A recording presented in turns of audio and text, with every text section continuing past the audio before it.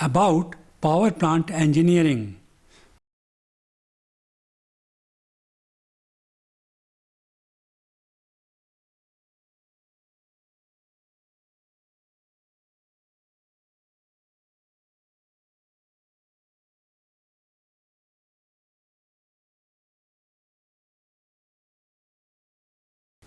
Namaste friends. In previous lecture, I concluded discussion on steam turbine.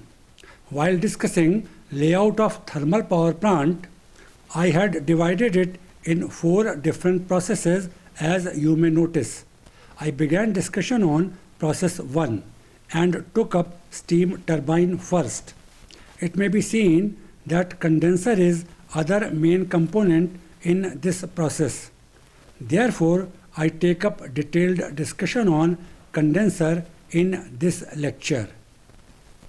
Condenser. Used steam coming out of turbine requires cooling as it has residual heat contents.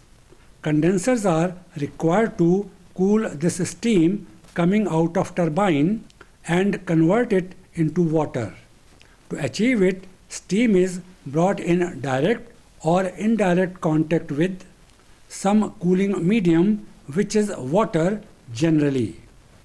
Accordingly, condensers are classified as A. Jet condensers, where cooling water and steam come in direct contact, and B. Surface condensers, where the two have indirect contact. Jet condenser. In these condensers, steam comes in direct contact with cooling water. These are classified as 1. Parallel flow type jet condenser, 2. Counter flow type jet condenser, and 3. Ejector type jet condenser. Counter flow type are further classified as A. Low level jet condenser and B. High level jet condenser. This classification is based upon the manner in which cooling water and steam flow in condensers. Parallel flow type jet condenser. In these condensers, direction of flow of cooling water and steam are same, that is parallel to each other. Referring to diagram that presents various components of condenser schematically. Steam from turbine enters at the top. Cooling water also enters from right hand side, shown in blue color. Water falls down in the form of a spray as shown. Cooling water, condensed steam and air move downwards due to gravitational force. These together form a mixture. Air is separated on lower left side. This is done through a pump not shown in the diagram. Condensate, that is condensed steam, is separated by pump as may be noticed. Condensate is collected in hot well. From there it is sent back to boiler. Cooling water gains heat during the process and attains high temperature. This is to be brought back to normal temperature. This is done in cooling tower to be explained later. Limited vacuum is created in these condensers and therefore no pump is required to lift cooling water. Counterflow type jet condenser. In these condensers, cooling water and steam flow in opposite directions. As already mentioned, these are further classified as low-level and high-level jet condensers. Low-level jet condenser. In these condensers, a small pump with low capacity is used. The reason being that pump has to handle small volume of air and vapor. The volume of air and vapor is reduced due to cooling as these rise through condensing water. Referring to diagram that shows cooling water moving downwards from top indicated by arrow in blue color. Steam enters from bottom shown on left hand side. It rises upwards. Cooling water is collected in perforated tray at the top. It falls on perforated tray again as shown and comes out in the form of spray. Steam moves upwards as mentioned earlier and passes through cooling water. It gets condensed and is collected as condensate at the bottom as may be noticed. Air and vapor move upwards and are extracted with the help of pump not shown in diagram. Pump at the bottom transfers condensate to hot well from where it is sent to boiler again. Here also there is no need to provide pump to deliver water as vacuum created in condenser is capable of lifting it. The vacuum is created due to condensation of steam as already mentioned. High level jet condenser. This is also known as barometric jet condenser. Consider a pipe with open bottom end immersed in water. It has closed top end. It is filled with water. Atmospheric pressure will hold water in pipe to a height of about 10 meters at sea level. Based on this principle, barometric jet condensers are designed. These have tail pipe delivering condensate of length more than 10 meters. This eliminates necessity of pump. Referring to diagram, that is a schematic representation. It may be noticed that tailpipe to carry condensate to hot well has a significant length. It has a length of more than 10 meters, that is barometric length as already mentioned. Cooling water indicated in blue is delivered on the upper portion of shell where it falls down as spray. Shell itself is at a significant height, therefore a pump is required to lift cooling water as shown. Baffles mentioned as B1, B2, B3 and B4 are placed inside the shell as may be noticed. Water spray falling on top baffle B1 falls down on second baffle B2, then to third baffle B3 and finally on fourth baffle B4.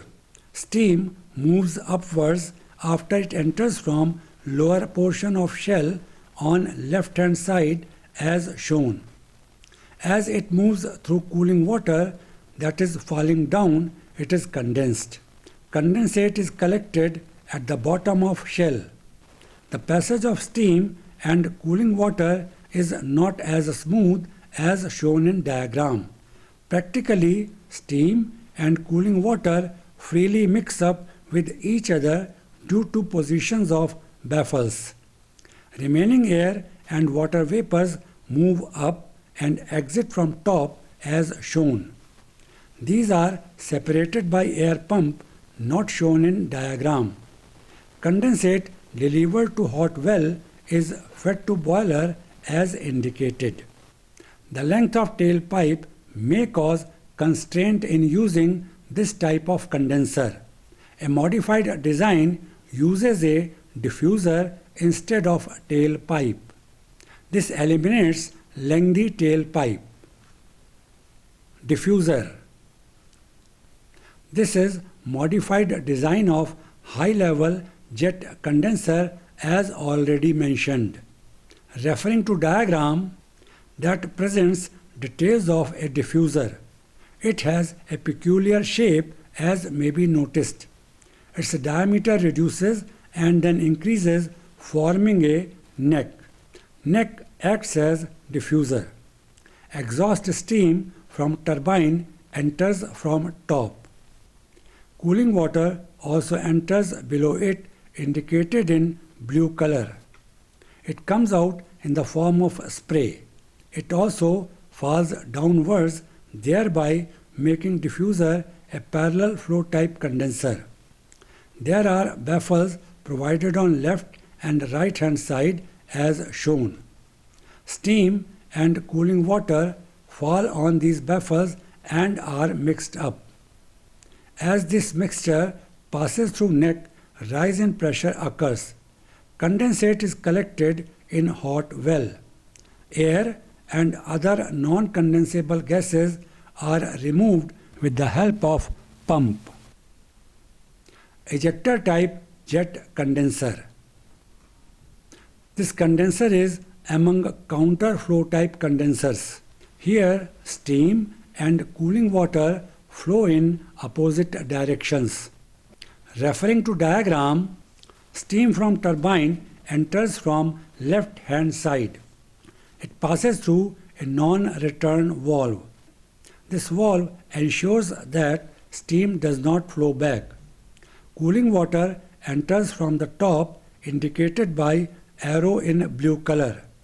It flows down while steam moves in upward direction. The shell has truncated cones placed one above another from bottom to top as shown. Cooling water and steam move through these truncated cones. Drop in pressure, which occurs during their movement through cones, facilitates drawing of condensate downwards. Condensate is a mixture of steam, water and air.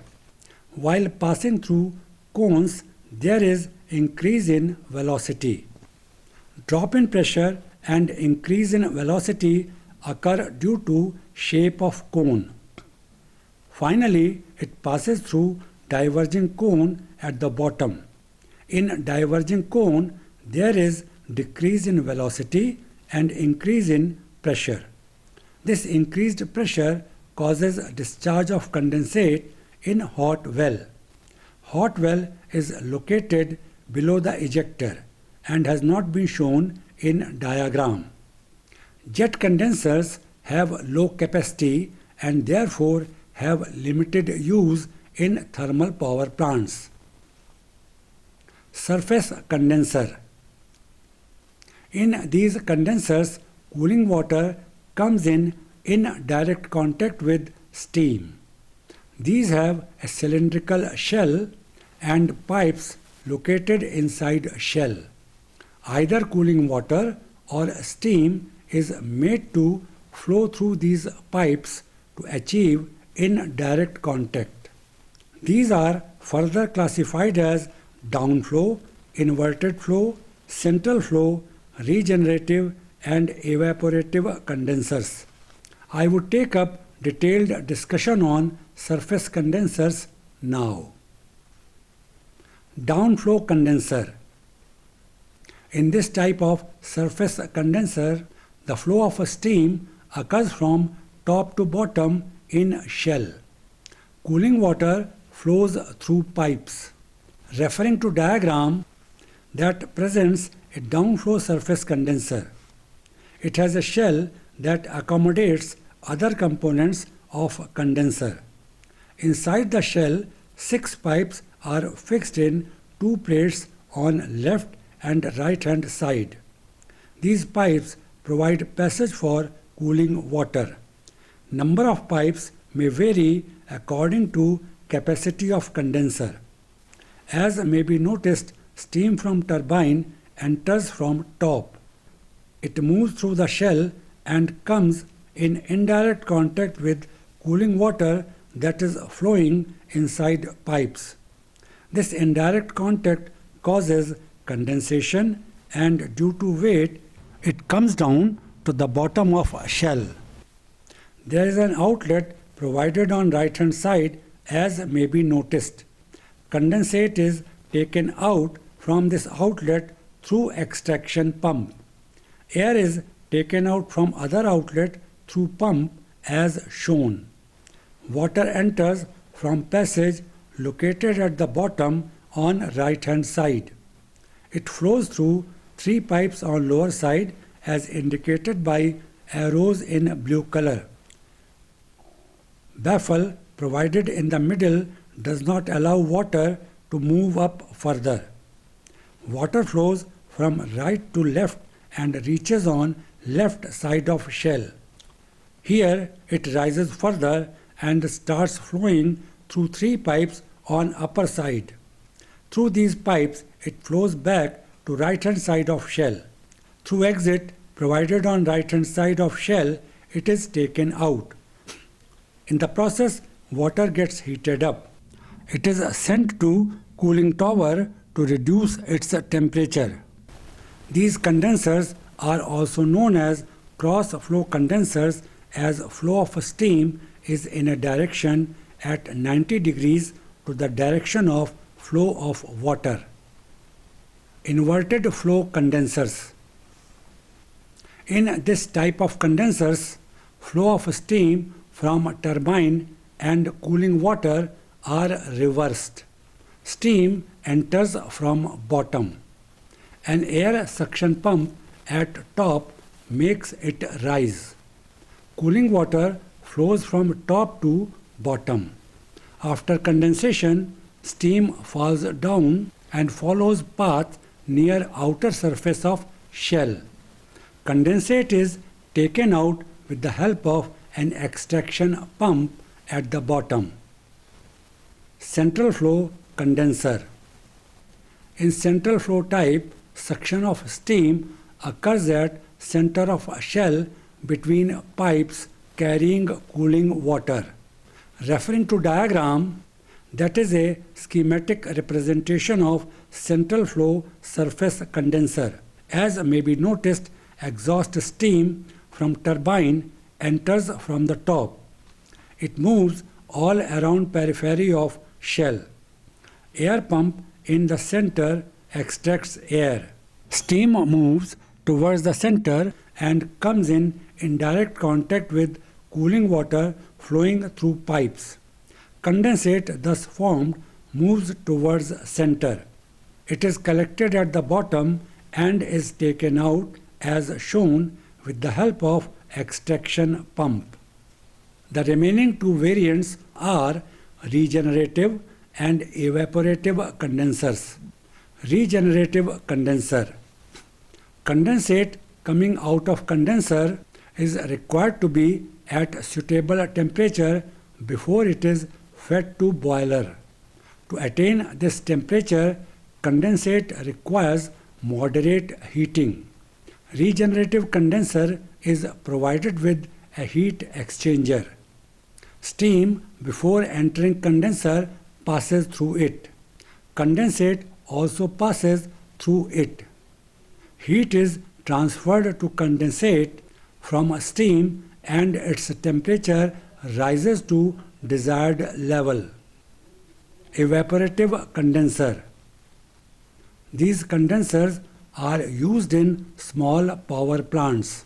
In these plants, large quantity of cooling water is not required. A cooling pond is used to reduce the temperature of water as it comes out from condenser. Referring to diagram that shows details of an evaporative condenser. Exhaust steam from turbine circulates through pipe. It comes out as condensate on lower side. Cooling water is lifted from cooling pond with the help of pump as shown in blue color. It is collected at top from where it flows down in the form of sprays as may be noticed. This spray of water comes in direct contact with steam as it moves through pipe. Cooling water is collected in cooling pond at the bottom. As amount of water being handled is small, it gets cooled naturally by coming in contact with atmospheric air.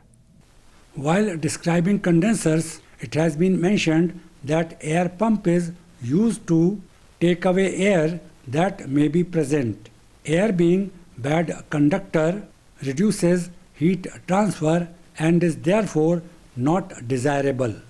It also reduces vacuum in condenser, thereby increasing turbine exhaust pressure. Increased turbine pressure reduces its output. A modification in condenser design permits separation of air and remaining steam from condensate.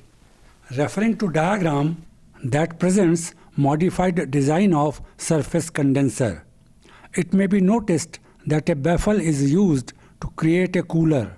Here, further cooling and thus condensation occurs at lower temperature. Air and remaining steam are removed from exit shown on right hand side. Steam ejector. These are used to remove remaining steam and air from condensate. Referring to diagram that presents details of steam ejector. Small amount of steam from turbine is taken that acts as motive fluid. It is made to pass through a nozzle. This causes reduction in pressure and increase in velocity. It comes out from nozzle in the form of jet as shown. Air and remaining steam from condensate enter from bottom side as may be noticed. Jet of steam transports it to diffuser. Diffuser is another component of ejector. It is a combination of convergent and divergent nozzle with neck as shown. Here again, velocity is reduced and pressure is increased. It causes ejection of steam and air. This mixture is sent to intercondenser, which is a small condenser. Here, steam is converted into condensate and air at high pressure is released to atmosphere. Intercondenser has not been shown in diagram. In plants with large capacity, the process may be repeated by employing two sets of steam ejectors. Here I conclude discussion on condensers. Thanks for watching.